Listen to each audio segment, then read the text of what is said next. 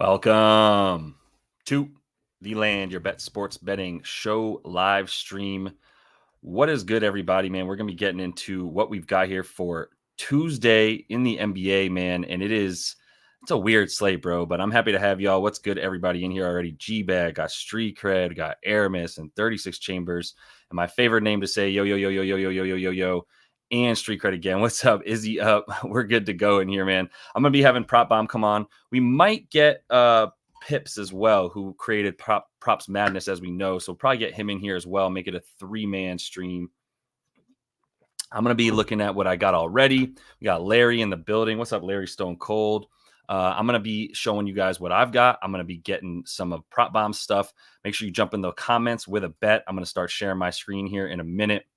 Had to keep the music off, bro. We found out the music is crushing the internet every time. So going to be going a little bit less music moving forward for now until I get a better way to do that. But keep jumping in and I'll get stuff going while everybody gets in here, gets in the comments. Let me know what's up. Already got it. Look. Yeah, fam. I mean, Quincy doesn't like the picks today. I don't know if he means my picks from the video earlier or in general, but it's a tough day, fam. We got Derek White coming up. We got to look at Derek White. I mean, he's freaking Michael Jordan in the playoffs, apparently. So I'll put him on the upcoming list here. We'll try to start with that Eastern Conference game since it's first. If you guys have stuff for Celtics and Cavs, I'm in a position where I need to see what's going to happen, honestly, with the way that these series are going to go before I start getting into these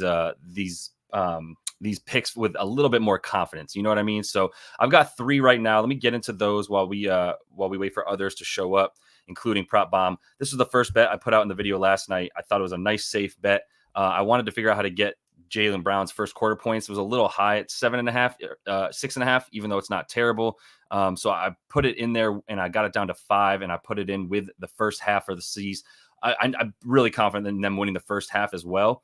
I figured I knew what you meant, Quincy. It's fishy day for sure. We got to see what's up. I mean, there's a couple of things I'll look at. One thing I want to show you real quick is if you look at the matchup between the Western Conference games, right? If you look at the matchup between the Mavericks and the Thunder, I'm gonna pull up the regular season stuff real quick that I was showing in the video, and then I'm gonna bring Prop Bomb on here in one sec. But this is basically what I was looking at last night. Is look at Dallas just never having full roster, all these games being blowouts. None of this stuff really helped out. So it was tough to kind of look at this game and see what's up. But we'll start with this Cleveland one. I just kind of wanted to make that clear and get into some more stuff. Quick look on the record too. Felt pretty good about yesterday. 5-3, a little plus 2.5. Hit a couple of those same game parlays. So we're looking good there, man. And I'm gonna definitely need some help. The only other bet I put in for this game was Jason Tatum. Got him over 9.5 boards. I think that's even gone down. So if you get it at 8.5, I'm fine with that, obviously. And Kyrie, I think, is good to get dimes, which I'll talk about as well with the way that this OKC defense kind of runs stuff. But let me go ahead and bring my homie Prop Bomb on here. We're gonna get into some stuff together. We'll see if Pips can join. But I am gonna start with this game and get him in here. So what's good, man? How you doing? What's up? What's up, Josh? Yeah, definitely a fun new series. A little challenging because it's game 1. We were kind of talking a little bit beforehand. Looking forward to kind of labbing it up with you and see what we could both find together. Yeah, that's going to be crucial here, man, because I'm gonna need your help doing that. Let me add you correctly here, and we'll get it going. Did you put anything in yet? Let me ask you that for. I think you have one bet, right, for Denver? Yeah. Denver, Boston, yeah. So this is kind of as of right now, I have only one official play, and it's in the series that you're talking about right now, the Celtics Cavs. I have Drew Holiday over 10.5 points. You want me to just explain it now, or Yeah. If you want to jump into it, we might as well. I mean, I'm just we're gonna wait for some people again. I'm sure we'll go over some stuff again, but yeah, definitely would love to hear what you're thinking with Drew. Essentially, I just think it's a bit of a decreased line than what we normally are used to seeing for him. I think this is a line that should honestly be 11.5 or 12.5. I got it at 10.5. I think it's already moved to 11.5. Essentially, the logic here is that they're going to be without Kristaps Porzingis, so I have a feeling that they may need to rely on him a little bit more offensively, and I think he's going to get a little band more softer matchups here. I think we're going to see a lot more Sam Merrill or Marcus Morris compared to guys in the previous series against the Magic, where they're a little bit more just sort of lengthier. So I like that. He had 11 or more points in all 3 meetings versus the Cleveland Cavaliers this series. And I mean, his over 1.5 3-point line is juiced to like minus 150. So, that's 6 points right there. If you think that he's going to hit 2 threes, and you just need 3 more layups and you get it. So, I think the 10.5 line is just a value. It's just more of like a value play than a matchup play to me. Yeah. I think it makes sense. I'm always going back and forth between he and Derek White, obviously, as the 2 dudes who they're interchangeable. Although one thing I do like for Drew is like maybe a little bit more of a forgotten man, and we just want to get him those shots, right? More than anything, just like get him involved in the offense. Yeah. I also like that at home too, as well. So these role players love to play better at home, so that could always help towards his favor. Yep, 100%. Yeah, and the threes are juiced all the way to the over there for him to get 2. Mm-hmm. So yeah, if he gets 2, then I like that look for sure for Drew. And the other thing too is like if you look at the matchups throughout the season between these 2 teams, Drew Holiday is the one guarding Donovan Mitchell, like predominantly, and I think like the entirety. So I expect probably what you're saying too, like he'll match those minutes with Donnie Mitchell, right? Yeah, I mean, I honestly think he plays at least 34 minutes. Game 5 against the Miami Heat, it was a blowout. He played 4 minutes in the 4th quarter and had 10 points. So yeah, I mean, he's going to definitely, like what you're saying. I think just the Celtics are just going to roll out, Derek White and Drew Holiday and ask them both to defend Mitch and Darius Garland, and that's how they're both going to earn their minutes. Yeah, I think that makes total sense. I'm gonna put that up. I'm putting everything up right now for the bets that we have. That's the only official play as far as like this specific game. I mean, maybe I just need a little bit more talking like both ways, and we could figure out something else. But that's kind of all I have right now. Game 1s, I tell my Discord this with any series, it's very easy to want to like go heavy on it, but I just like to see things play out first, and then kind of go from there. I just like to see data before anything. Yeah. So 100%. Yeah. 100%, especially with the game in the West, which I was talking about a second ago, right? Like even if you wanted to use regular season stuff, it's just not. Throw that out. Yeah. It's just not helpful. And especially with the Dallas OKC, which was either a blowout in one direction or the other, or it was, it was like Luka not playing or Kyrie not playing, or before Gafford and PJ Washington got there, all that kind of stuff, right? So none of that stuff is helpful. I'm going to put Drew in here at the 10.5. I think that prop bomb push that we talk about, where you put it out, somebody snitches to the books, or they're following you, and then you see that line move. But because I haven't really seen anybody else that we kind of know, mutually online that's really posted about Drew. So, I mean, I am going to give you a little bit of credit for that push right there. But I still think the 11 is actually a pretty important number for Holiday when you look at the different ways that like he can, the different moments in time where he scored like 10 or 11 exactly, like it's right on the line. So I think it's a pretty big deal for him moving forward. I mean, obviously in this playoffs and even one against the Cavs, he got the 11 points. So, but like I said, real quick, I got the stuff on the bottom line here. Can we take a quick look at Derek White? I don't know if you had any thoughts on him. I know he was going to be one of the first people in there. He is Michael Jordan in the playoffs sometimes, he completely disappears. Right. So I don't know. Are we due for a Derek White like disappearance act, or is he going to maintain this throughout the playoffs essentially? So that line is 16.5, correct? Yeah. And it's been as low as 13 or 14.5 in the playoffs for him before, earlier this playoffs. You know what I mean? Yeah, no, I think it's still fair. I think compared to last series for the Celtics where they couldn't really drive versus the Miami Heat, I think the players like Jaylen Brown, I think, has a better spot against the Cavs if Jarrett Allen is out, right? So I think Derek White could have an easier matchup. The 16.5. I don't know. I feel like we've kind of already seen his ceiling. I like to buy low on value players, but yeah, I mean, maybe that line isn't caught up yet to what his role could be without Kristaps Porzingis. So it's not really a play I'm jumping towards betting on, if that makes any sense. Yeah, it makes total sense. Let me help accentuate what you're talking about here. Man's had 8 made threes in the game that he scored 38 points. Yeah. There's one. Man had 5 threes made in the last game where he went off. Right. His 3-point prop is at 3.5. That's cuckoo bananas high. But If we look at him in the playoffs and the 3-point attempts that he's had, we're looking at right in the first 3 games versus Miami, 8, 4, and 7. So I think you probably average him out to about 6 or so as like a pretty good number to expect him to shoot that amount of threes. The 15 and 10 is just it's outliers, right? Like this is a big part of what you're saying is like this is not the you're buying high at this point if you take Derek White. One more thing I'll show everybody is Betting Pros, which is really good at showing the recent prop lines. So if we look at D White real quick, I'm very confident that it's gone up steadily over the course of the playoffs in terms of his prop line, which shows that like yesterday's price ain't today's price. And now you're paying a premium for it. But 15.5 was the highest it got in the Miami series. And look how low it was in the beginning, right? 12.5, 12.5, 11.5. So he rarely sees these 15.5 lines. Yeah, it seems like you're kind of buying a bit of a premium. It's like you're not getting. I will say this too as well. If you go on Pips's, hopefully he could join the show. If not, it's okay. If you go on his tool in games where in all the 14 regular season games where Tatum, Brown, Holiday, Horford, and Porzingis does not play. He actually averages 15.2 points per game. So this is like right on line with his average right there. Yeah, you'll see 15.2. Those are all the games there. But you could like kind of bump the minutes filter. I would say he plays more than 32 plus minutes. Or just go the other way. We'll cap it at like 36 and we'll say like 30 or something like that. 30 to 36 minutes. Yeah, then you'll see what the hit rate is on that. I mean, still not incredible. It's like it turns into a 50-50 play once you kind of like stretch out and zoom out and see all the regular season data, you know? Right. 100%. And I was going to look here too for the Cavs defensive weaknesses because we know Derek White is either going into the paint with his floater or he's shooting from above the break, right? Those are his 2 plays. And if you look at the Cavs D, 9th above the break, 5th and 10th inside the paint, depending on how close you are to the bucket.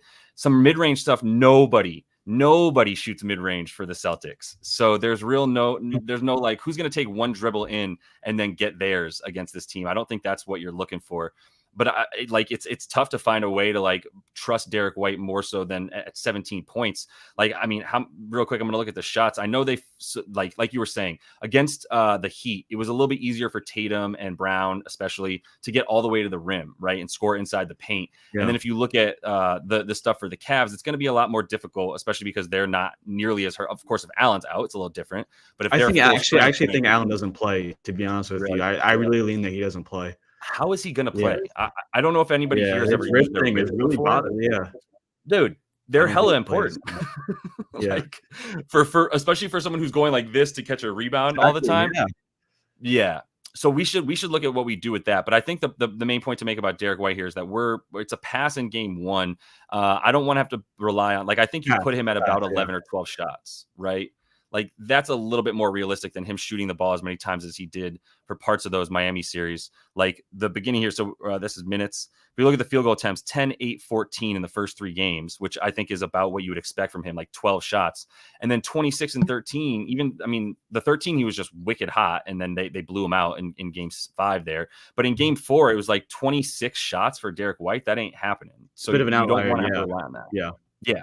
I don't want to have to rely on that. You want to, in one end, you think that it could be, a bit of a foreshadow for his role, going into earlier on next season. But I think the best way to go by it is just wait a game, see if it's actually legit, if this is going to be his new role. And then maybe I feel a bit more comfortable taking that a bit of a premium line on him. 100%. Just so everybody knows, I am seeing all the comments for requests for different things to look at. I might as well start with Mobley. What's up? Mobley? No, I said I'm happy to answer the questions for sure. Yeah.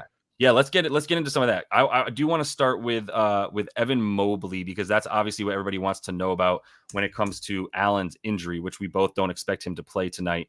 And I'm wondering if we're going to see him in this series. But I put the hand ups because we're going to pass on D White for now. But let's start with actually Mobley instead of Garland.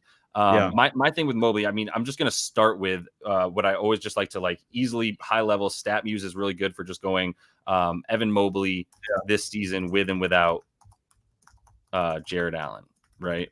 With versus okay, got you. Yeah, so then it shows you with and without nicely, and I need to do this season because this is in his career, which is helpful, but I would say he took at least a step forward this year. So 45 he played with him and 5 without him, not a huge sample size. Rebounds go up by about 2. and the minutes go up by about 3. So I think it's safe to put Mobley at like 35 minutes in this game. If as long I as it's think not a I blowout. think he has definitely. They're going to need him 100% for rim protection. What did he? Let me look real quick at his minutes in the last few games. If we're looking at the playoffs this year, Allen missed the last 2, right? And in those 2, he saw 34, 41. There were some few blowouts in there, but not much. So I think the and 41 was a game 7, but 35 to 38 minutes in that range seems pretty realistic for Mobley, right? So if you put him at that in these last 2, can I ask you real quick? Are we talking under 3s again? I know that's one of now become one of my favorite looks too. Have you seen my Discord? Did you see Game 7? I said -185. Still play it. Drink the juice. Yeah. Everyone is like, "Oh, do I pair Magic plus 11.5?" Just drink the juice, man. Because he's not shooting them. Yeah, some of those plays, -180. Is that what it's going to be? Yeah, I think basically -180 is still the best price. That's just wait and see if Allen doesn't play, and if he doesn't play, that's what I'm taking at least. I mean, there's nothing that is going to convince me otherwise. Yeah. 100%. Yeah, I'm gonna put that up right now, and I'm gonna give you credit, but if Allen out, honestly too as well. If Allen does play, I don't even think Allen will be 100%, but maybe Mobley 0.5 over on that could be some value, you know. Right. I don't know. At that point, because the over right now plus 140 looks like the best price you can find on DraftKings. Yeah, because he's gonna actually take them with and without him, right? So actually, is that indicative here? Yeah. So look at without Mobley, without Allen on the season, 0.23s attempted. You should also do including playoffs. That's true. This season and playoffs.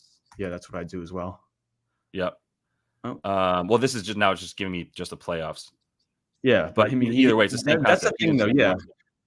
Yeah, they have the shooters. They're going to probably insert Marcus Morris as the power forward. Then you put, you move Mobley to the center, or you play more Sam Merrill. Actually, speaking of the Cavs players, Max Strus could have a better matchup than he did versus the Magic, right? So maybe 100% that's a good bet, like a 9.5 points for him. That could be a good buy low. 100%. Let's move right into Strus. I know there's other stuff coming in, y'all, but let's touch on him. I'm gonna put Papa Al in here too. We'll talk about him, but thoughts on so he was matched up last series. It was he and Franz, right? Going at it pretty much the whole series. Yeah. For Strus. I mean, he picked it up at the end, and if you even look at last season in the playoffs, which I still have up, he was pretty good in last year's playoffs. Yeah, those are the games without Allen too. I mean, I think he correlates without Allen, right? Right, 100%. Yeah, these 3 right here, Allen left right in this game, or did he not even play the last 3? I think he might have been in one and then got hurt in that game. So I do with Allen. Yeah, the first 4 were with Allen. You're right. The last 3 were entirely without him. So that matters for sure. On the season without Allen, let me take playoffs off. If we look at on the season real quick, and I take Allen out, Strus, in 8 games, he had 14 points a game, 13.8, went over 5 of 8. I would have to look a little bit more closely at the Knicks games here, but they're obviously never going to be a good matchup. This was his first game with the team, basically, on the 31st of October. So, I think without Allen, and that this is 8 games without Jared Allen this season, had some pretty good numbers. I guess the very first one was against Brooklyn. But, as far as the Celtics defense, I guess he's going to be matched up with one of the Jays, I would imagine, probably Jaylen Brown at this point, unless Jaylen Brown takes on. I'm interested in the matchups. This is another big thing about waiting and seeing for this series, is really paying attention to who the matchups are in game 1, right? You don't have to, and that's the thing. It's I get that, you have to get out picks, but if it's just me, I mean, I may just have 2 or 3 and call it a day, Yeah, 100%. Yeah, that's why with the projection videos I put out at night, the night before, if I don't have the pick, then I'm at least trying to show what I'm looking at that's making me abstain from a pick, or what we can look for moving forward. But you got to do a little bit of wait and see in both of the series that we have today. I felt pretty confident about yesterday, but that's because I watched the Knicks as much as any team. Yeah, you're the Knicks guy.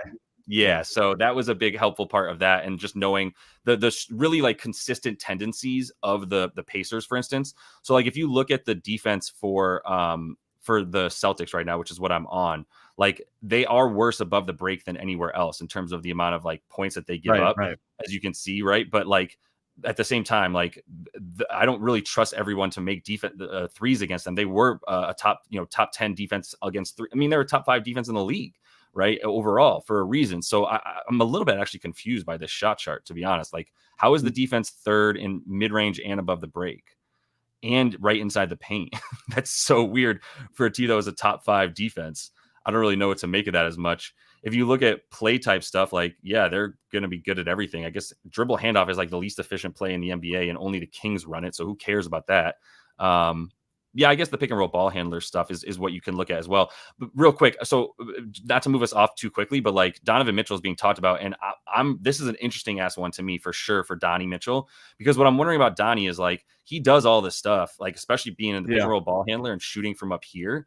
That's what I attribute. Like we've seen point guards and main primary scorers and ball handlers have success this season against the Celtics. I'm wondering if it's like, are they just going to throw everybody at Donnie, or do you think they're just happy to play him straight up with Drew? We can kind of see a bit of a copy and paste as far as how they tried to defend Tyler Hero, right? I mean, it was pretty much all on top. You had the perimeter defenders and Drew Holiday. Yeah. And I mean, Tyler Hero relied a lot on the pick and roll with Bam. I would assume like if he's without Jared Allen, the shots just are going to be a little bit harder, not being able to use that pick and roll, that shield, that screen shield. What is the line here? 27 and a half. Yeah, I mean, he's been going crazy, right? Like for the Cavaliers. And this is a little bit skewed. I did without Jared Allen for now on the season, but he only played in the regular season 1, 2, 3, 4 games without Allen. Not a lot of data for sure. Right. I think the matchup is a little bit tougher than versus the Orlando Magic. But that being said, like he is the go-to guy here. Yeah. So 27 it's really tough for me to fade Donnie Mitchell points right now, and mostly it's because of these shots, right? Like if we just pull it to the playoffs real quick. We know he's going to be playing close to 40, and he's going to take and the only reason he took 16 and 14 right here is because it was blowouts. So you really consider him at least 23 shots or so. I mean, for sure, 21 to 25 is a good probably guess for his projected shots. So that's terrifying in of itself. He hasn't been good from 3, but he did get into the paint at will against that Magic squad, which was a little bit weird. So I don't know. I mean, if he's going to put the team on his back, then what's wrong with taking it over before anything? Head to head, he was really good this season against them. He went over, if we just look at this year, I'll just do versus Boston this year. He played twice against them, right? It was both in December. I don't know how much you want to use that, but I would say that the minutes were about what you would expect for him tonight. So it's a decent look, like comparable look at what he might do in this series. 22, 24 shots in those 2 games versus the series. Like this, the shots will be there. That's for sure. The volume will be there. It just comes down to the Celtics having more than one defender, in switch to give him some pressure. With the Magic, you had essentially Jalen Suggs and sometimes Gary Harris, but now with the Celtics, you not only have Drew Holiday, but now you also have Derek White. You have maybe some Al Horford, but granted, it's a little bit easier to drive on the Celtics without Porzingis. So it's just having more than one. I think it's a little bit more. I think the volume will be there, but it's just going to be a bit of a more difficult matchup if that helps anyone. Yeah, I think this is a good look too. Maybe top point scorer Free Sauce is talking about for Donnie. But guess what, dude? We have been graced with the presence of Pips. He's in. Let's go. I'm gonna get this. Look, watch me work real quick and just set this up for us with the 3-man. That's awesome. Here. Look at that. Get everything going. Hey, what's up, bro? How you doing? Yeah, Pips. Good to see you. Good job. Yeah, got you guys right. I decided to show up. Yeah, we appreciate you you making time for us and for your girlfriend tonight, man. Like you're just a jack of all trades, bro. It's always like being in the middle. 100%. I know that well. Let me. Can we kick it off by just like throwing you right into the fire and being like, "Yo, what do you think about Donovan Mitchell tonight?" Yeah, I was listening to you guys. I don't know. Like if you look back at the Tyler Hero defense, Yeah. They are kind of letting him shoot, but he didn't have enough space to be very efficient. Yeah. They were letting also Bam Adebayo was given like green light. Like if you want to score a single coverage against us, you can do Yeah. it. So yeah, I think the volume will be huge for Mitchell. Yeah. 20 top 2+ field goal attempts is a lock. But the thing I heard you said he had easy paint access against the Magic. Actually, he made like 10+ layups every game. Yeah. And the Boston Celtics are were the best rim defense in the league. Yeah. Yeah. Kind of best, but one of the best. Top 5. And Yeah. yeah, so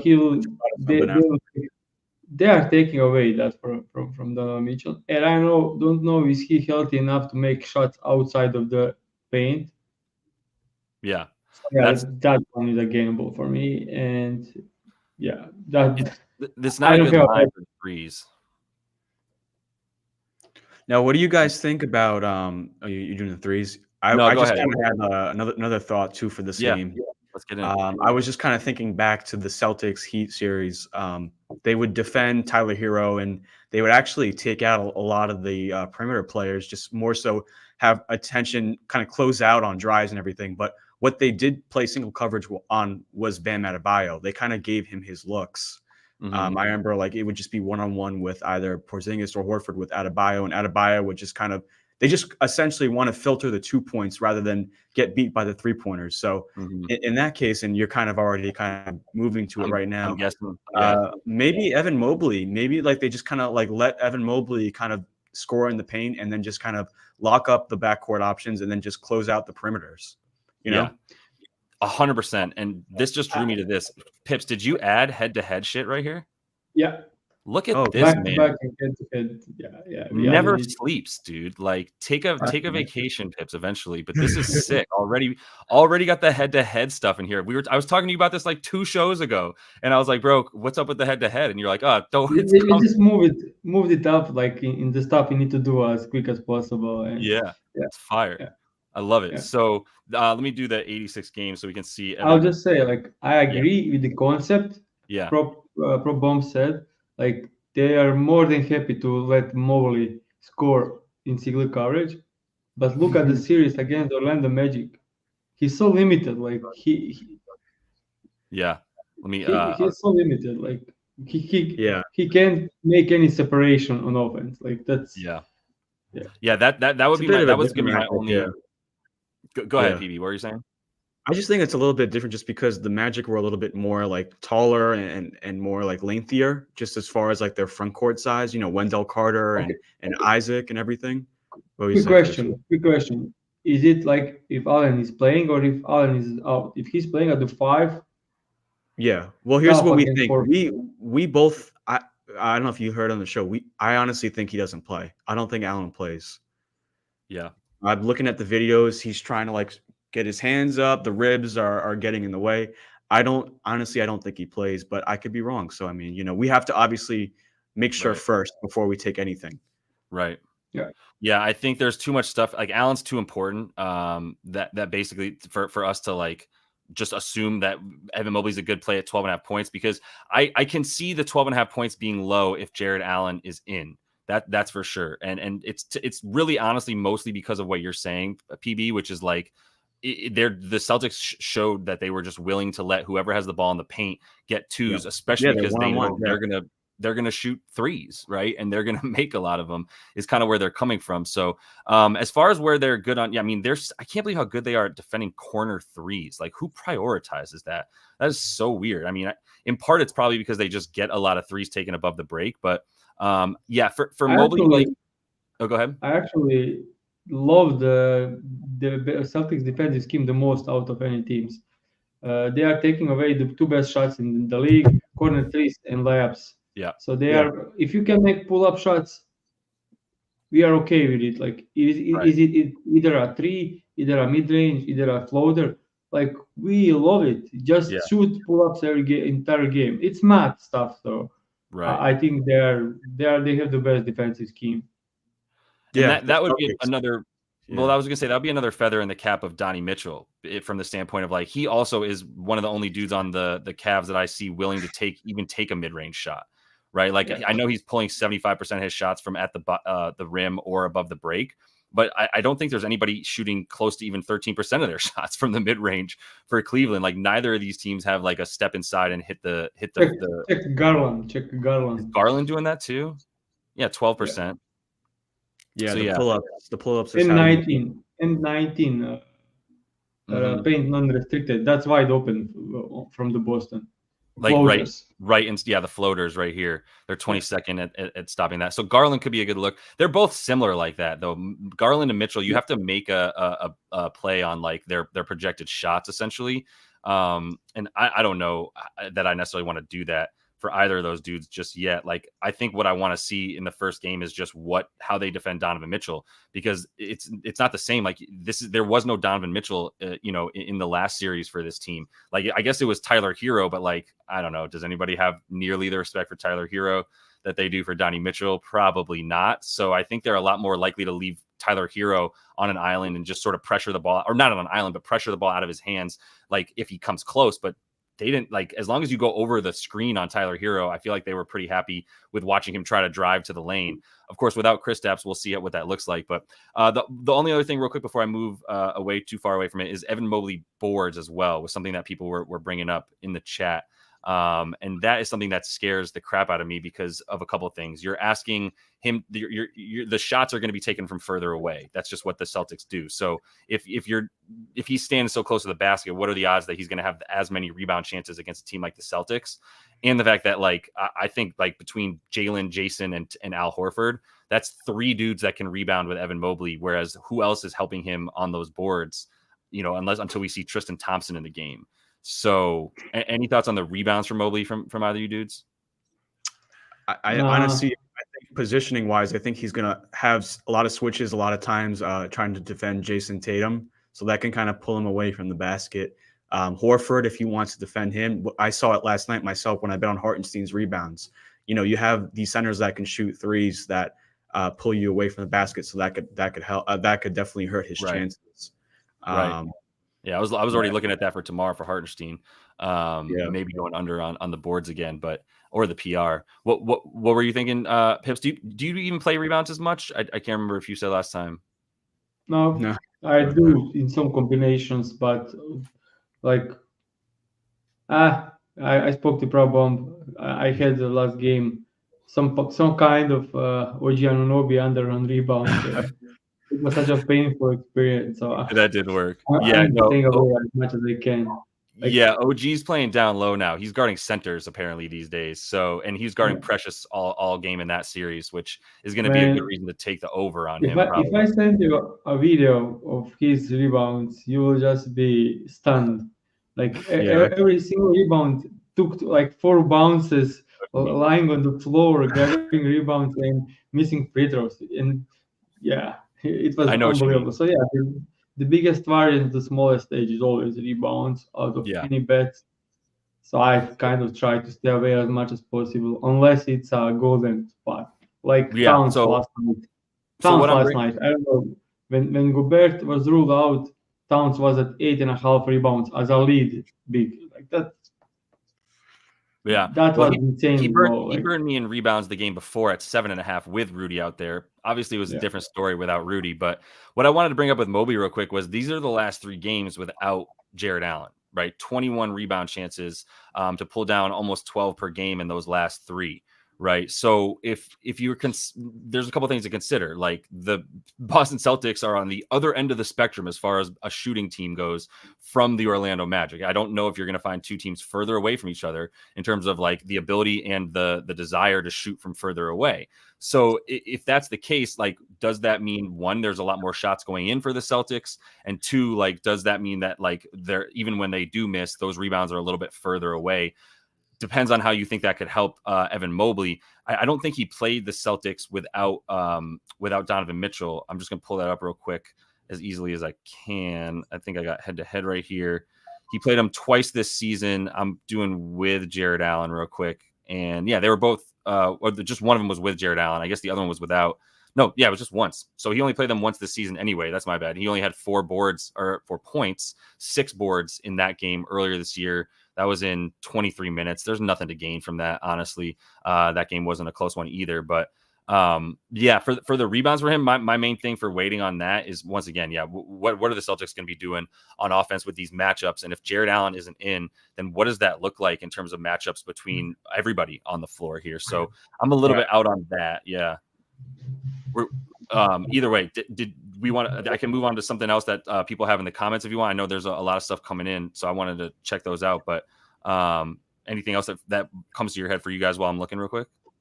I'll just say for Cleveland and for Celtics, I don't have a single bet on that game for game 1. So yeah, that was my question. I was gonna ask you. Yeah. Yeah, you don't even really have anything. That's totally fair, dude. I mean, like I said, I really scrounged together 2 bets that like I kind of played as safely as possible, which was like Jaylen Brown to get 5+ points in the first quarter, plus the Celtics first half money line. All I was looking at there is how good they are in the first half, which has been insane, outscoring the Heat by 16 points per game in the first half. In the first series on the season, they were winning the first half by an average of like 8.5 points per game or whatever. So I wasn't even really scared of the spread in the first half, which was like 7 points, but I just dumped it down to the first half money line with Jaylen Brown. So that all that stuff's scrolling on the bottom line right now. Do you guys just want to move to the Dallas game for a minute if we don't have anything else? Yeah. I know people are asking to look, but the only other guy I was going to say was worth even talking about was Al Horford, just for a minute, because obviously it makes sense. He's in for Kristaps with a few more minutes. If we do, we've already got our filters still up here, which is with Tatum, with Brown, with Drew. Oh, I need to do with Derek White. I think that'll help as well. But basically all 4 starters except for Kristaps. How does he do on the season? If you're looking at points, let me see if I can get all these games. So there was 50% hit rate, right? 14%, averaging 11 points. I don't hate it, honestly, from the standpoint of like he's at a 9.5 point prop for decent money.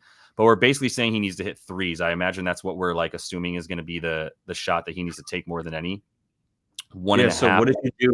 What if you just set the 3-pointers from 0 to 2 and see what that hit rate is, or 0 to 3? Yeah, because like there could be a game where you hit 4 threes. Okay, yeah. So there you go. So then now go back to the points, select a prop, and then do points to see if that changed. Did that change anything? That works. Yeah. Yeah. So if actually, you put him he goes down. Yeah. In the hit rate, right? He goes from about 50% to 41.7%. So it's one of those things where it's like you might as well take the threes at that point. I imagine it's minus 125 to the over for him to hit 2. If we dumb that down to 2, I think there is a better price than minus 125 on the threes. Yeah, I think I saw it better. Oh yeah, Pinnacle if you can get it. Yeah, for those of you out in like Colorado and stuff, if you can get Pinnacle, it's a pretty good look, but there's a better look anyway. But I don't know at minus 117 that it's necessarily the best look. I would just say if Pinnacle and FanDuel have the best price, that's not the best price. That's not the best look to take. Yeah, a little bit sharper in that sense. Yeah, I would agree with that. So for Papa Al, yeah, I mean, I'm just looking at his rebounds real quick too. That's gonna be at 7.5. Let me take this 3 filter off. So why didn't it give me the playoffs, do you think? Oh, I guess he only missed one without Kristaps. Kristaps only fully missed the last game, right? Yeah. Okay. So that makes sense. So, but it was still 6 boards. It was a bit of obviously it was a huge blowout. So you didn't even have to play that many minutes. He played 23. I mean, it's a blowout, but if it's a blowout, that means Miami Heat missed a ton of shots. So there were a lot more of rebounding opportunities. So yeah, I think Tatum is taking rebounds, and Brown and Cornette when he gets in, Drew Holiday. This should be a guard series for rebounds. Yeah, for rebounds, there's going to be a bit more longer looks on the boards and stuff like that. This is another thing. So a PB, I can't remember if you and I were talking about this, but we were both like really noticing that Jaylen Brown and Jason Tatum played close to the basket against the Heat and didn't really have to like guard anybody good, to be honest. Like they were just guarding. They were guarding the low usage players. Yeah, they were guarding for sure. Precisely, which left them open to get the boards a little bit more. But yeah, it's tough to like gauge that for this team. I still, the only rebound prop I took was Tatum. It was plus money for him to get the 10 boards, which is still available at plus money, but you can also get over 8.5, I'm pretty sure, for Tatum. And my thing with Tatum was, yeah, I was using the logic that even if this is a blowout in some way, like he's still good to get those. I thought Kristaps missed 3 games. I don't know what I'm talking about, maybe. But if we look at those last 3, right, I thought he missed all 3 of these. It should say right here. I guess he didn't miss that game entirely. He got hurt in this game and then missed these other 3. But I mean, 11, 11, and 2. The rebound chances were up at 16 a game without Kristaps. That's a lot, man, right? Like that was just really what I was looking at more than anything. So that's the only rebound prop I have. But let's move it to the other game here too, so that we can at least get some of that stuff in. Because I'm wondering if you have anything for that. I'll just say my bet was Kyrie on the assists. That's what I'm looking at for him. Let me pull up our 3 shot. Yeah. So for the assist, that's I was thinking that was a good play, and I was looking. I would just say, yeah, go ahead. I just checked. Porzingis missed only last game. Okay. Entirely. Yeah. That's so weird that I thought otherwise. Yeah, he got hurt in this one. Yeah, but even when he went out, yeah, there was a lot of rebounds for Tatum after that point as well. So I'm obviously sticking with that. But the only play I have here, like I said so far, is Kyrie Irving on the dimes. And the reason is not just like, okay, head to head, he got like a bunch of dimes, because Luka didn't play in this game, as you can see by this wonderful tool that shows me who was missing in the game. So I don't have to go into the box score and see who was missing, which is so freaking time consuming. But you can see that right here, everybody except for Derek Lively played, not worried about that as much, just more lobs for other people on Feb 10th. Like Gafford probably had a pretty good game there.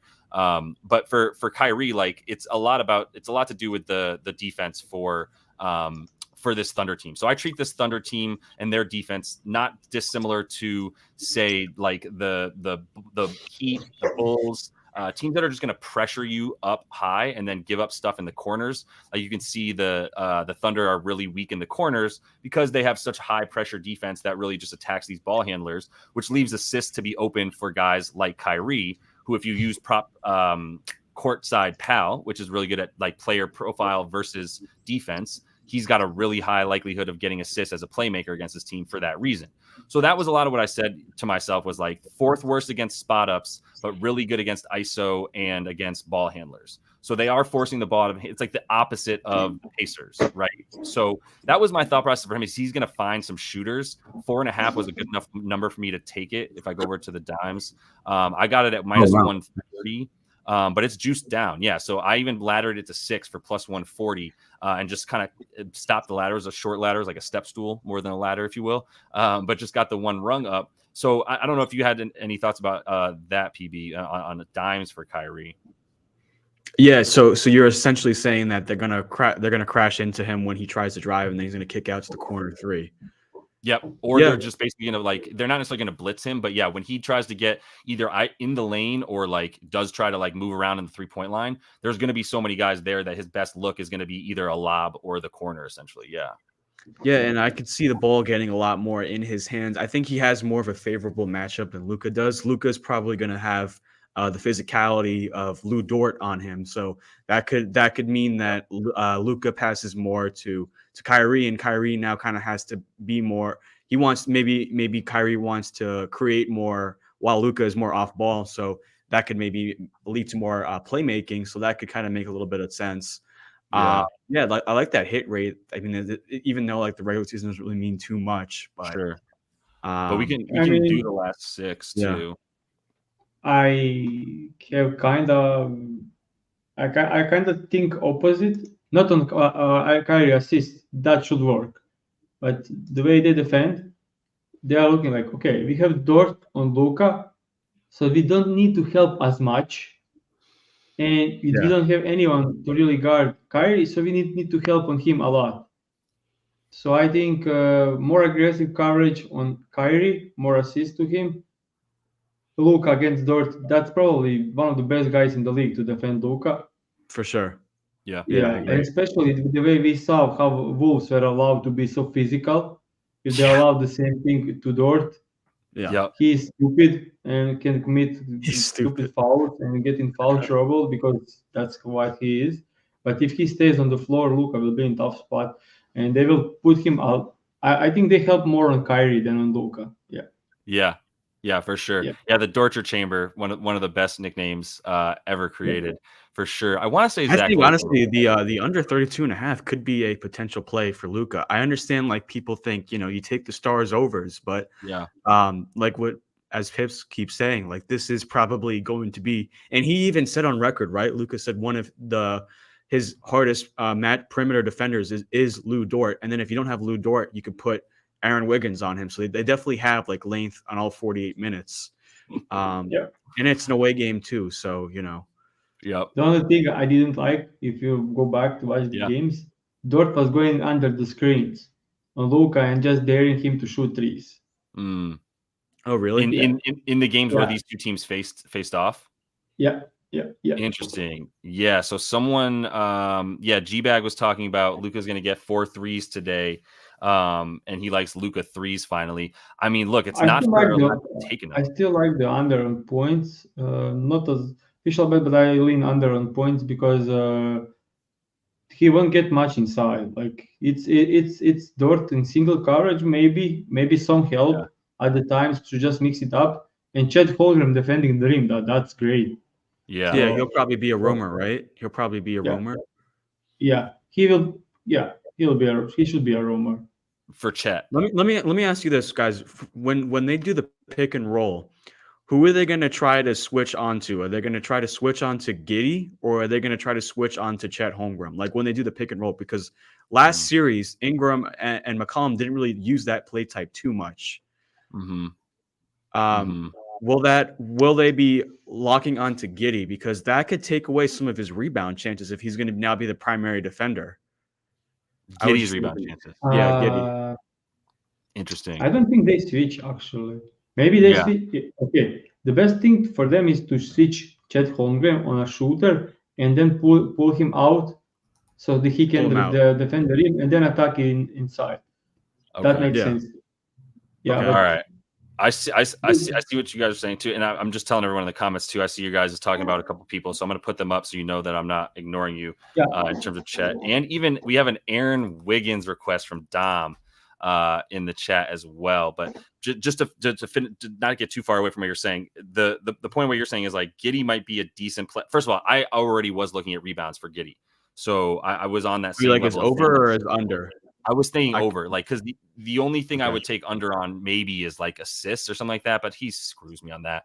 Like, I thought this line might have been at 7.5, but I guess, the over is actually juiced all the way to only 6.5. So that's something to consider there. I kind of need to look at a couple other things for the rebounds for him, but I see entirely what you're saying. I just want to use this for the boards real quick on props.cash. I actually have a bet on the Giddey tonight. What's your Giddey bet? Oh, you have his under? I know what his bet is. Okay. Yeah, go for it. What is it? Can you go to the Props Madness and put Giddey on? Yep. Open threes. Oh, yeah. Nice. I'm with you. Keep going. And press head to head. I bet it every time this season. Yeah. So just going back to it. Yep. And the last game was, I think, without them. I don't know. I need to check the last game, but I think a lot of players were out in that last. Oh yeah, the last game they played on April 14th, nobody played. It was the Thunder starters versus the Mavs backups over at half. Yeah, so we ignore that one, and you look at the usage on threes in the first 3 games. It's actually insane. So you can put like 2 for 7, so 3 for 9, 2 for 6, and getting plus money and huge plus money on this one. Yeah, no, that makes total sense. All right, so you think he's going to be left wide open for threes then, Pips? Yeah.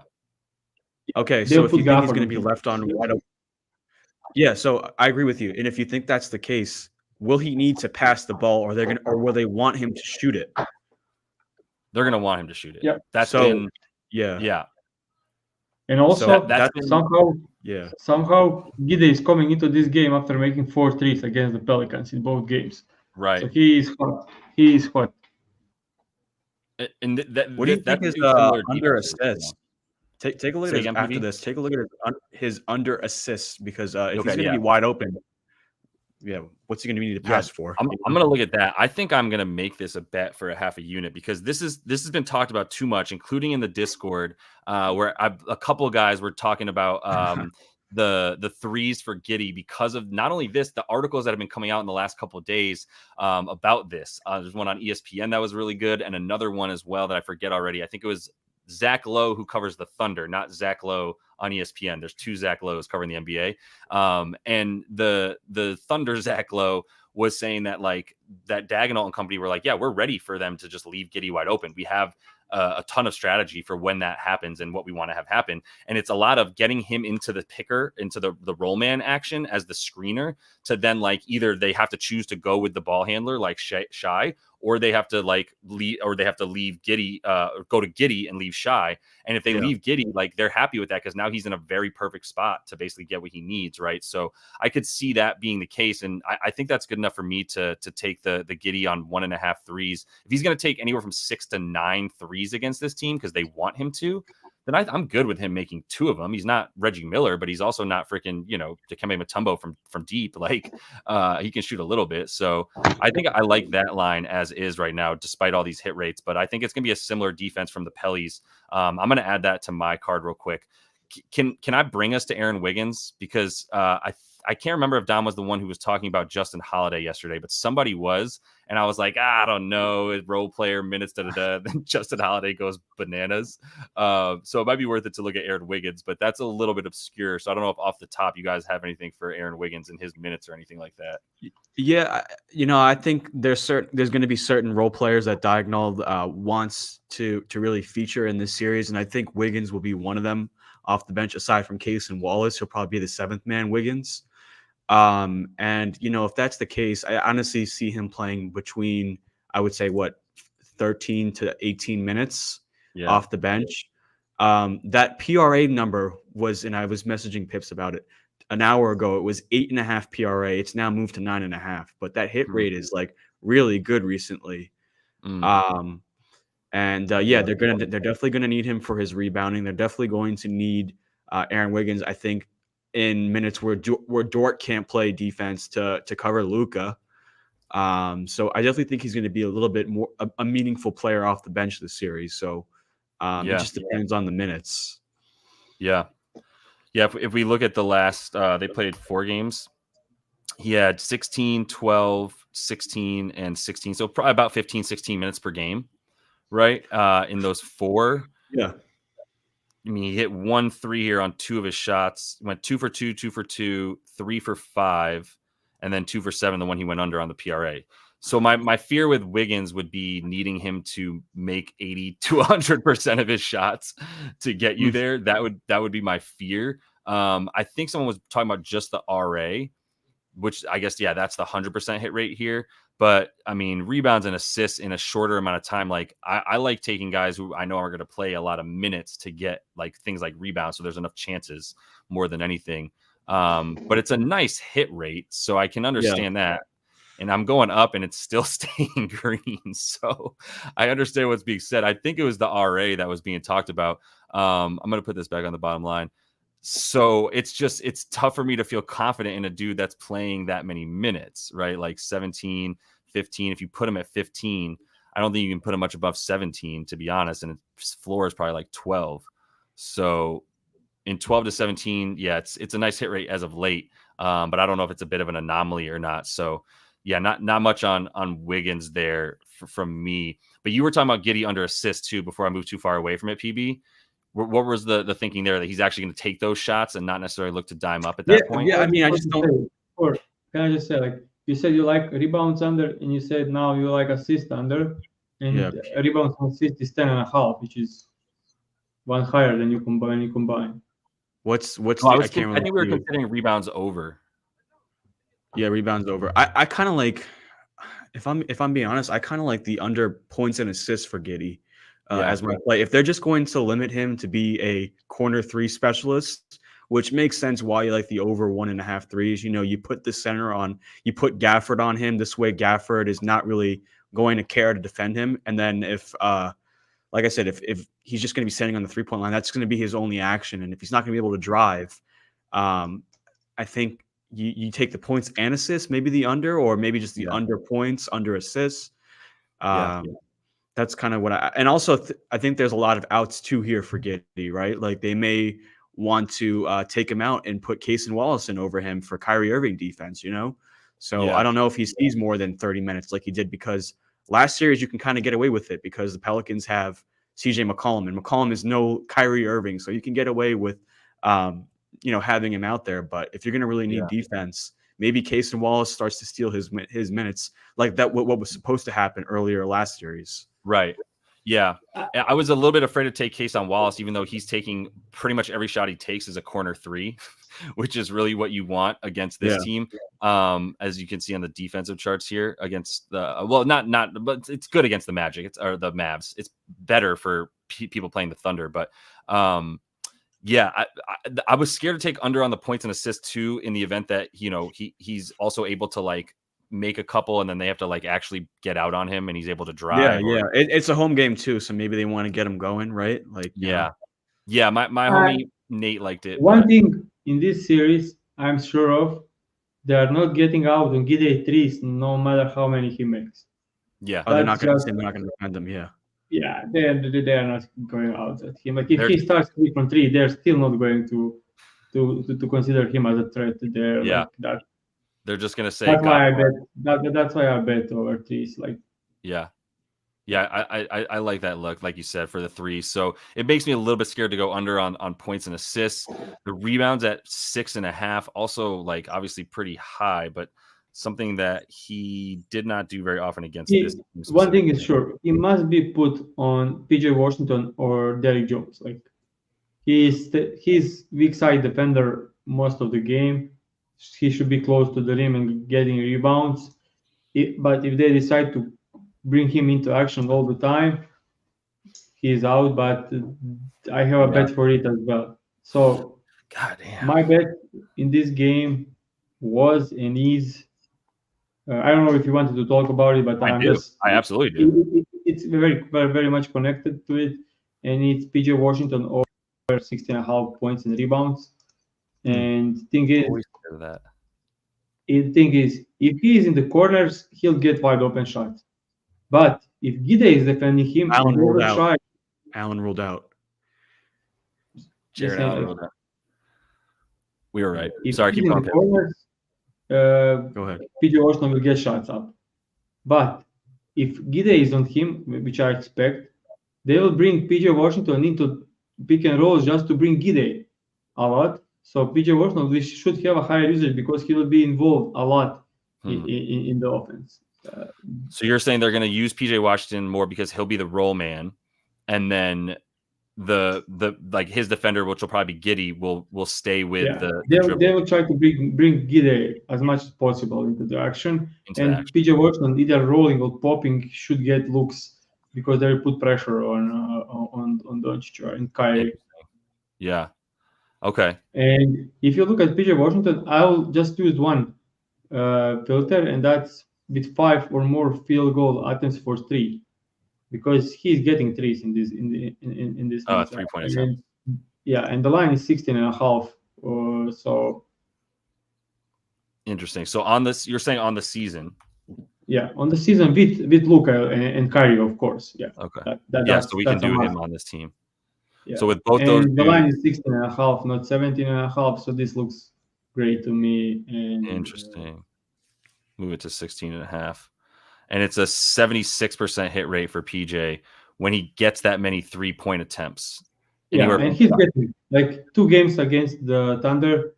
He played 2 games in this same matchup. Yeah. And first game he had 19 points and rebounds in 24 minutes only. Second game he had 11 points, rebounds, and assists, but he shot 1 from 11 from the field, 0 from 7 from 3-point line, and still got up to 11. Yeah. So I see it, like matchup wise great, number wise great, and even some in-game stuff like bringing him in for Giddey and stuff. Like I think he must be involved a ton. With Maxi Kleber being out, he must play like 35 plus minutes every single night, and rebounds as well. Thunders allowed the most rebounds to opposing power forward throughout the entire season, and he's there. Like everything makes sense for this guy. It does.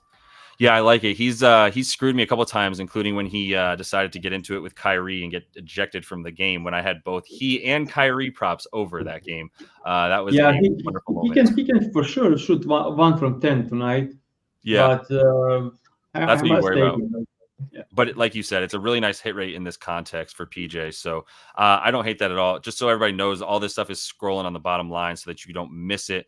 I've got the plays that we actually have coming up. That we actually have up on the bottom line. So I know there's a lot. Like G-Bag in the chat said it a minute ago. He's like, "Oh, so this is just gonna be an ass day for betting," and I'm like, kind of, yeah. Like there's 2 games that we need to wait on. So I kind of feel that way myself. Actually, Josh, I'm actually gonna head back to the Celtics Cavs game.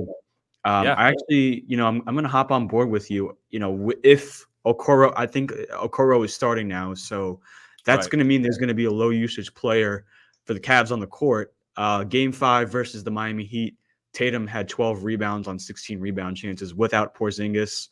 I'd assume that Horford is going to be all over Mobley now. Mm-hmm.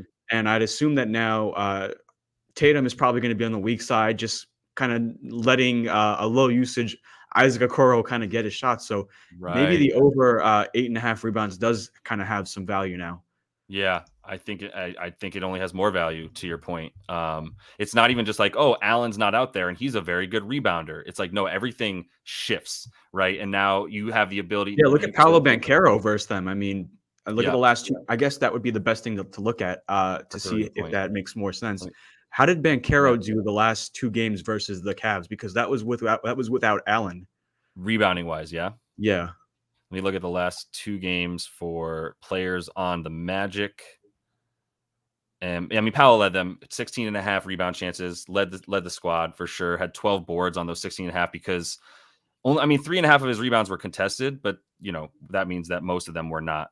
And he still had, rebound chance percentage was at 73 because most of those were not contested rebounds, and so if you take his adjusted rebound percentage, it's 77% of the rebounds that were like really, really legit rebound chances went his way. I think that's a really good comp too for Tatum. Like you're trying to hide both those dudes on defense, not because they're bad, but because you want them to dominate on offense, right? So yeah. Pips, who do you think that Tatum defends on the Cavs?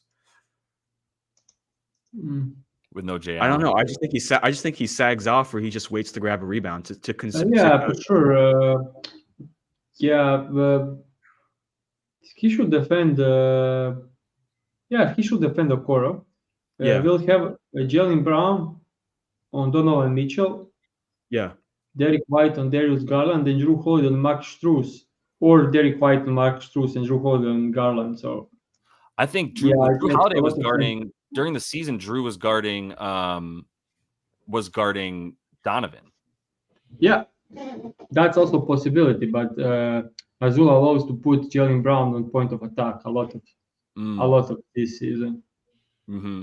Yeah. So, but either way, it's more like that Tatum is closer to the basket. Yeah, in the last couple of games, it did seem like once KP went out, especially they moved Jaylen Brown up a little bit, made him a little bit more important of a defender. I think all this makes sense. I'll say this is important. Jaylen Brown is good point of attack, but terrible off the ball defender player. Yeah, and Tatum is one of the best of the ball. So you want to put Tatum on Okoro so he can help inside the roam. Right. We knew how Anunoby rebounded when he was put in the roaming position against the 76ers. So this makes sense. Sure. Yeah.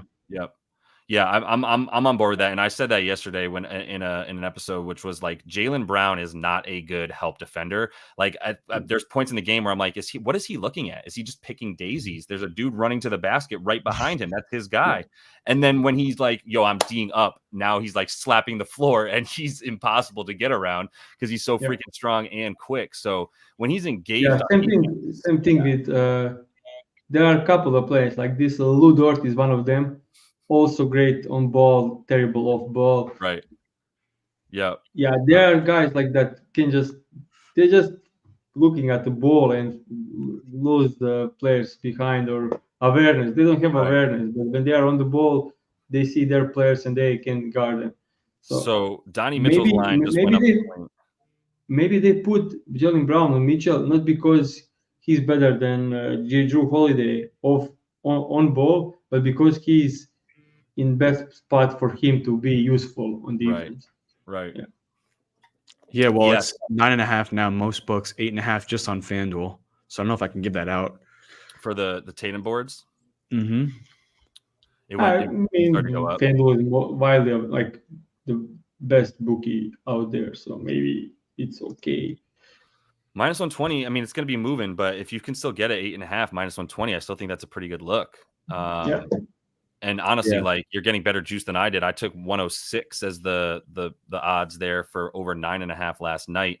Did not think that would get bet down. That's crazy. So Tatum board's still in there. I'm starting to really think about Donnie Mitchell a bit. I think in part because like if Allen's not in there, he's just going to have the lane to himself a bit more.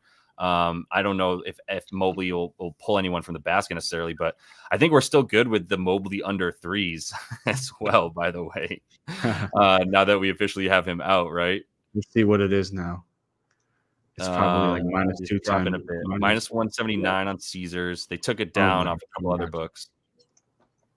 They're scared of the prop bomb push, man. I'm telling you.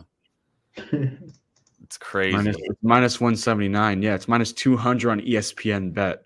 Yeah, get out of here. I don't know, because like someone was saying they saw some footage of Mobley practicing some three-pointers. You guys probably know that I'm a big fan of semi-game parlays. Yeah. Using this with Tatum over lower line and rebounds makes sense. Like using okay, Tatum, so 7.5 rebounds and then Mobley under threes. Yeah, they took everything down still. Yeah, it will be back soon. It'll be back soon. Yeah. Okay, I like that. Yeah. What was the thought process there, real quick? It was over Tatum boards, under Mobley threes. Yep. I could see that. I like that. And like get Tatum at like 8+ boards on DraftKings or something like they offer usually, and go from there. Yeah. I could see that. That should get you close to even money for sure. Yeah, I'm betting same-game parlays almost like mostly in the playoffs.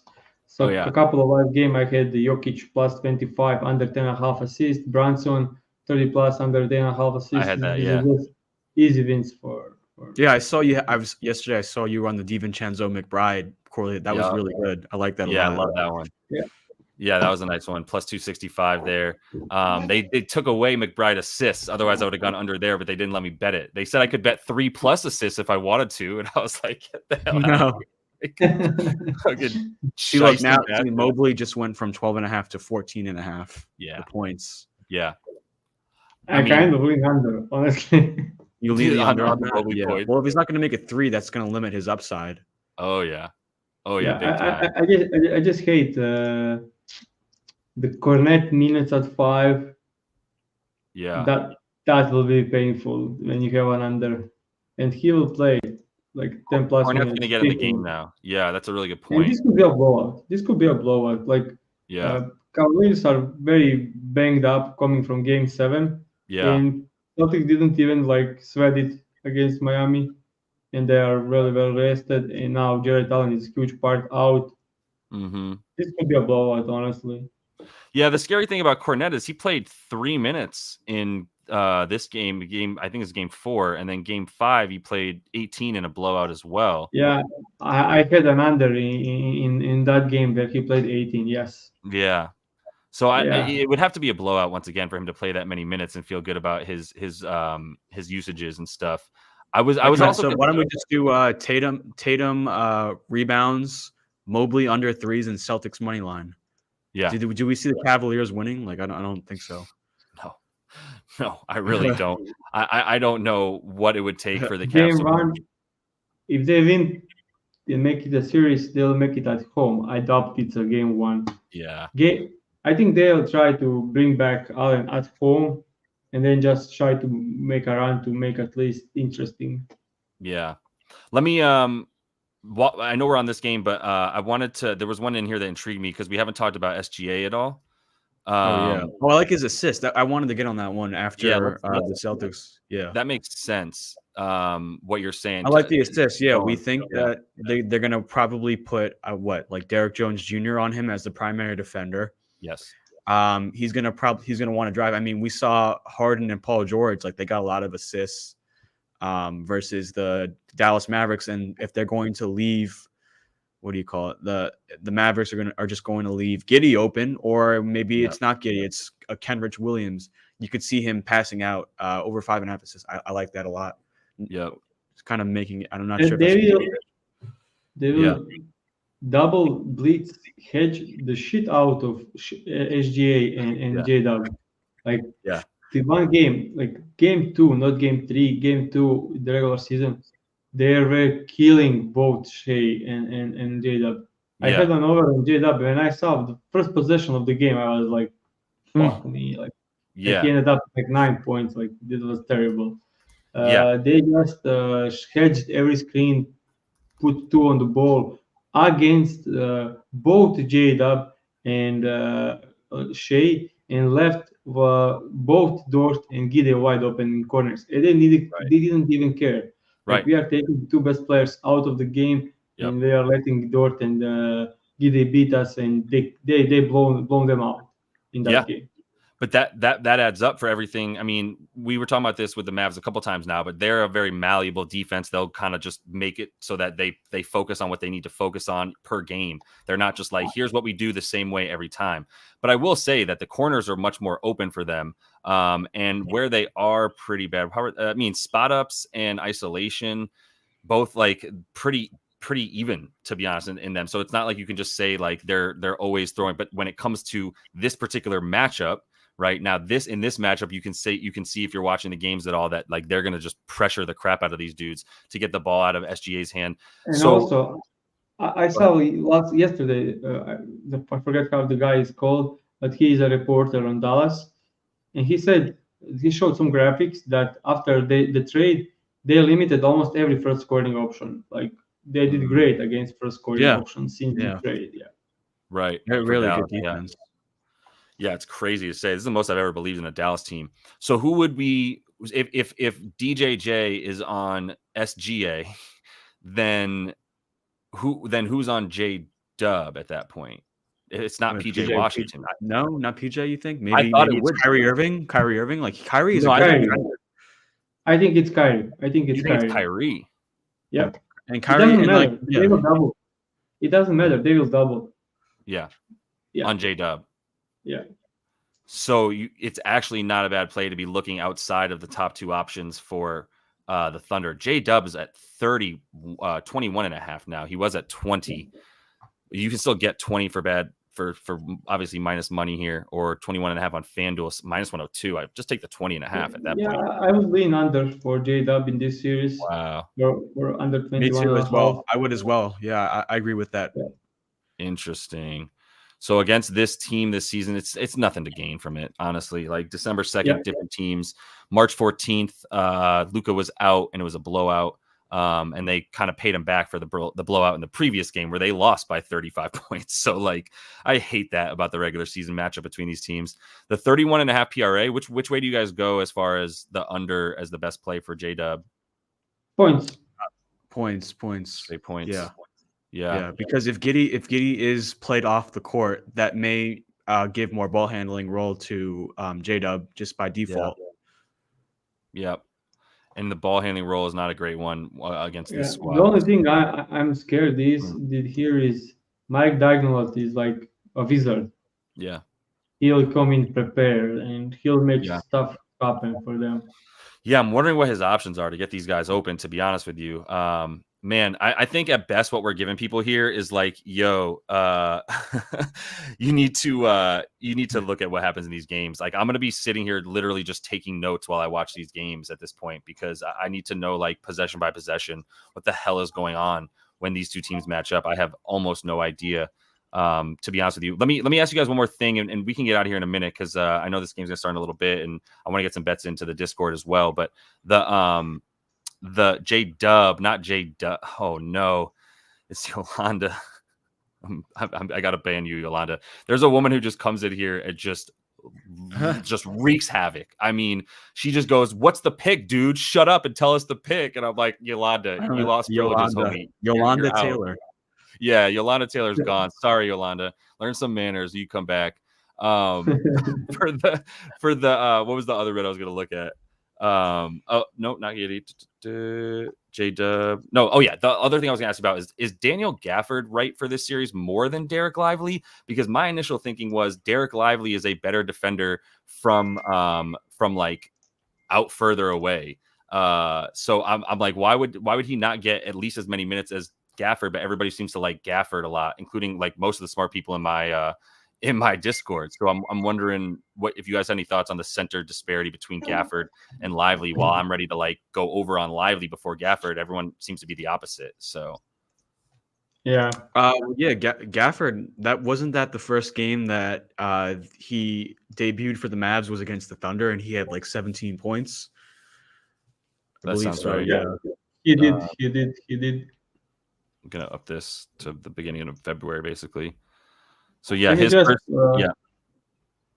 Go ahead. Interesting. Look, check out Okoro rebounds without Jarrett Allen. Oh, okay. I like this. I like where we're headed now. Finally, a bit moved minus 135, but I'll do on the whole season. Just without Jarrett Allen. Yeah, it's a nice hit rate. Yeah, and he must play a lot in like they need to find a way to keep him on the floor because he is the only one that can defend Tatum or Brown. Like right. He must play this game. Like, he must have big minutes tonight. 2.5. Coro? Wow. Was it 2.5 points? 2.5 rebounds. Oh, I thought it was points. Okay. Yeah. No. Points are probably like 6. Points are 7.5. I don't trust that man to score as far as I can throw him. Rebounds, though, 2.5. Best number is minus 135 on ESPN Bet if you have it. You get a minus 140. This is interesting to me. Is this worth a little bit of a ladder, I wonder even? I mean, he's playing some good rebounding teams in here, like the Knicks. Yeah. Actually, a good rebounding team, and the Magic. Just dropped to minus 130 on FanDuel. Did it? Yeah. Oh, look at that. As we speak, it pops up. I like that line. I'm gonna ladder that to 4. Are we taking? Are we doing the under 3s for Mobley? Yeah. Oh yeah. Wicked. But where is it available? I can't find it. Yeah, that's what I was waiting for. It's minus 170 on 365. That's kind of what it's going for. Minus 170 to minus 180. And you can just pair that with Celtics money line, honestly, and feel comfortable with it. Oh, I love it. I love everything that's being said right now. Yeah, we're not saying J-Dub, everybody. We're saying J-Dub. So I could just be clear about that. J-Dub, I believe, is an artist on Spotify if you want to subscribe to his page. Let me see I want to put a parlay together here. That's the problem is like I need. Yeah, we should do a parlay for sure. Yeah. Yeah. But I am going to just make sure that this is clear. Like Mobley under, I don't even need to say Mobley under 3s. Going with that. And that's going to be parlayed with something. So Mobley under a 3 because he just doesn't take them. And it was a great find. And I'm going to just ride the shit out of those coattails. They're going to play Okoro. Maybe they may need him to shoot 3s. I don't know. I think Okoro will be further away from the basket still. Like in the last 3 of the last series, he didn't take a 3 as well, against the Magic. Yeah, I got to go with it. It's my brand at this point. Like, how can I not? That's your calling card, fam. You got to go with it. Let me go. Okoro, I really love that look of the Okoro over 2.5 rebounds. What led you there, Pips, with the Okoro look?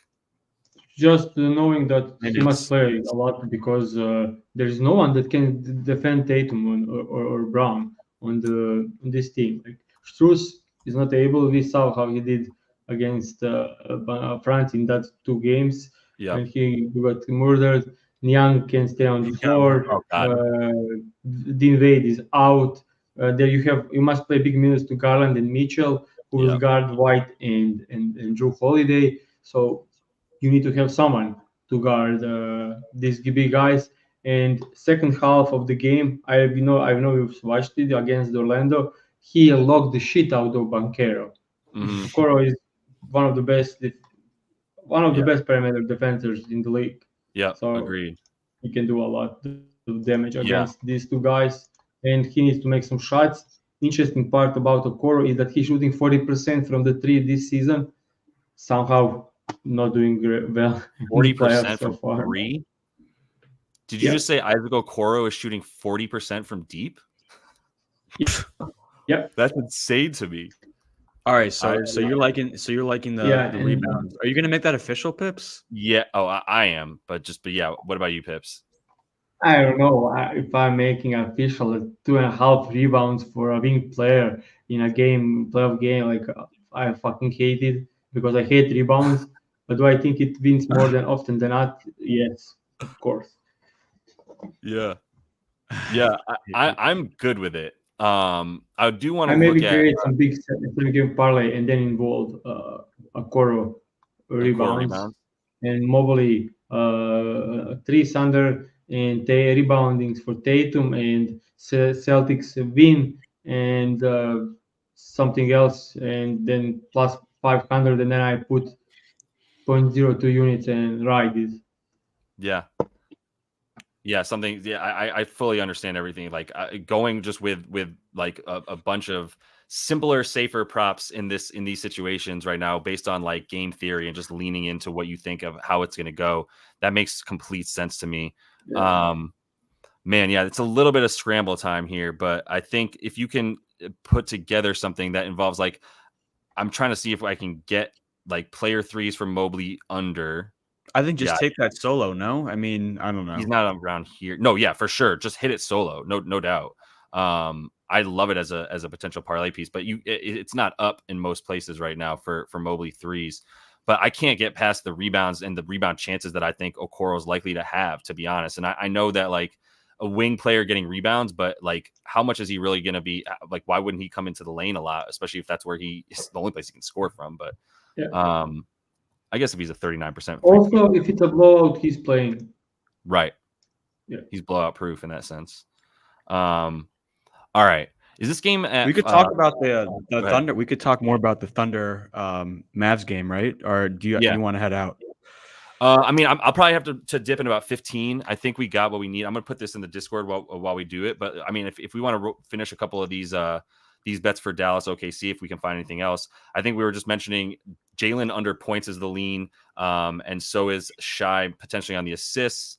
And then I didn't know if there's anything else that you wanted to bring up there. But I think that's where I'm kind of at in this game. We were talking about Luka under, PJ Washington's been dealt with. I think it's a lot about like one point I'll make is I really wanted to take Derek Jones Jr. Because of the fact that he's going to he shoots 26% of his shots from the corner. And that's where you can score against this Thunder team. I do think like I loved Herb Jones all last series for that exact reason. He kept rewarding me for believing in him because he went from shooting like 6 times a game to like 12 times a game in that series. I think that's going to be a similar concept here for DJJ, but like I trust him less than Herb Jones. I'll say that much. And I actually like trust this this defense for the Thunder a little bit more than I trust that Pelly's defense. So it's not something I feel confident about. But where would you start here with this game, Prop Bomb? Yeah, no, I mean, it sounds like we got everything covered then. Yeah, so I mean, I like Pips's Giddey's over 1.5 threes. I think the Kyrie over 4.5 assists is a nice one. SGA over 5.5 assists would probably be my official play. I'm still working on it. I'm going to probably focus a little bit more on that game after the Celtics tips off. Then what else? I kind of like the Jalen Williams under 20.5 is it 21.5, 20.5? 21.5 to the under, yeah.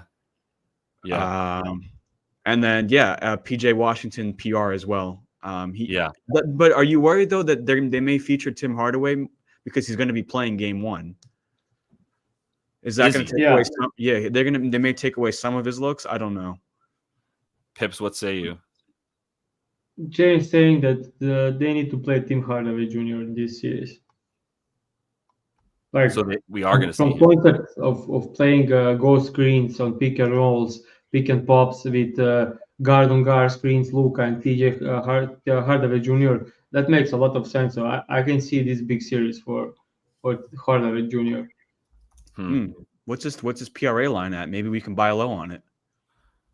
For Hardaway, yeah. For THJ. I like this one. Dom D said in your comments, Mobley under 0.5 threes and Tatum over 5.5 rebounds. That's not bad. Yeah. I wonder how juiced that is, though. What does that get you to? Like minus 130. Minus 130. Hmm. Yeah, -1. Fanatics, though, he said. Oh, I see. Yeah, I see the last comment from Dom. Yeah, Dom's got some good looks for sure. Appreciate having you in here, bro. Interesting. Yeah, I mean, yeah, if you can get that, I can't believe you can get that for even that price. That's wonderful. Fanatics kind of sucks. I kind of like exploring what you were just saying, though, with THJ. He's at 5.5 points. You want to know something interesting before you go there? Did you see Gordon Hayward's points line? Did you see that? No. You got to scroll to see this. This is ridiculous. 1.5? They may need him, no? Like 1.5 points for Gordon Hayward. What year is this? Oh my God. Well, he played 4 minutes in the last game, 8, 10, and 9. He took 0, 1, 0, 0 shots. He took 1 shot in 4 games, and they're giving us a 1.5 point line. That's hysterical. Yeah. Oh my God. And I mean, I don't know what to do. I don't know. I mean, that's like that's game 4 when all like the rotations tighten up. Maybe they play him more in game 1 because, you know, they want to feel things out. I don't know. Oh my God. I'm just seeing what the threes line is here from real quick. Yeah, plus 165 still. I'll give 162. That's crazy though for Gordon Hayward. I mean, that's just a gamble. That's like 50-50 right there. Do you think he's gonna make the one shot he takes or no? You know? Yeah. That's hilarious. I'm putting a couple things into I want to make sure I get this in before the game starts. 130 FD, and I'm gonna put this up there. And then 4 rebounds on the ladder. Yeah, so I have Holiday, Mobley, and then I also have Tatum for this game, the rebounds. Those are my 3 plays. Yeah, I like that. I'm going to give this for now because these games are starting. I think I'm going to get to it because honestly, y'all, I'm about to get into tomorrow's games so I can get some stuff up Only early. 1 game tomorrow. It's only 1 game. Oh, is it just the Pacers next tomorrow? Oh, right. Yeah, they go back to mini. Yeah. That's right. I forgot about that already. That's crazy. Yeah. Well, then I'm going to dive super deep into the Knicks because I got a lot of thoughts about that game already. I'm going to be honest with you that I want to look at. But no, I think we're going to call it there. I know it's a tough day for this stuff with 2 game ones. Really got to like let these things settle a little bit to see these matchups because even like 3 of the key matchups on each side of both these games, I feel like all 3 of us are like, think it's going to be this dude, but it could be that dude. And also, as Pip said, Mark Daigneault is a freaking wizard that we have to see what he's going to get into first. So I'm going to call it there for now, y'all. I really appreciate you guys jumping in as always. I'm going to try to get you back as soon as I can, as we have some pretty great streams in here. I think, you know, we're usually super surgical, but like we're being a little bit cautious today without the supreme confidence of a small data set, right? All good. Yeah. Yeah. All right. Well, yeah. Remember to gamble responsibly, everybody. I'll be in the Discord if you guys need anything. I do want to mention if you do want to use props.cash, I got a little code LYB24. That's the only partnership I have so far until I can get that Props Madness partnership, but we'll look into that a little bit down the road and we'll talk more. So I appreciate all you guys jumping in. It's free, so it's free, 100%. Yeah, you got to come get that free love. Great stuff, dude. On Props Madness, like every time we come back to this tool, bro, it's just so fire. So I much appreciate it. I know everybody loves using it, but that's all we got. Definitely check these dudes out. Prop Bomb and Pips NBA on Twitter. Both have their own channels as well. I know that they're putting out plenty of good stuff, so follow them so you can get all the links to that. I'll be back with a video for Knicks Pacers for tomorrow. Back with the live stream tomorrow. See who we have on there. If there's some availability for these guys. If not, we'll get some other whatever. We'll figure it out. So appreciate everybody tuning in, like I said. And until we see you next, happy betting. See ya. Yeah.